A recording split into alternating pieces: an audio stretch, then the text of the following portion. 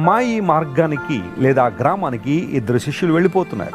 వారు దుఃఖముక్కులై ఉన్నారు, విచారంతో ఉన్నారు, సందేహాలు ఉన్నాయి, వారి జీవితాలు ఎన్నో ప్రశ్నలు కూడా ఉన్నాయి.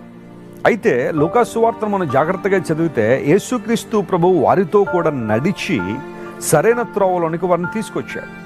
అమ్మాయి నుండి మరల యేసు ప్రభు వారిని యెరూషలేము వైపుగా తీసుకొచ్చి సంఘముతో తన బిడ్డలతో కలిసి ఉండునట్లుగా దేవుడు వారికి సహాయపడ్డారు.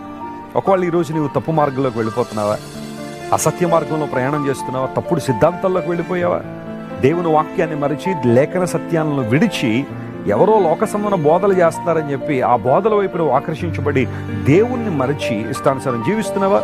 ఈరోజు నిన్ను నడిపించడానికి దేవుడు సామర్థ్యం కలిగిన వాడు. అరణ్యములో త్రోవ చూపిన దేవుడు, పగలు మేఘస్తంభంగా రాత్రి అగ్నిస్తంభంగా వారికి తోడై ఉండి నడిపించిన దేవుడు ఈరోజు నిన్ను నన్ను కూడా తన మహిమార్థమై నడిపించాలని ఇష్టపడుతున్నారు.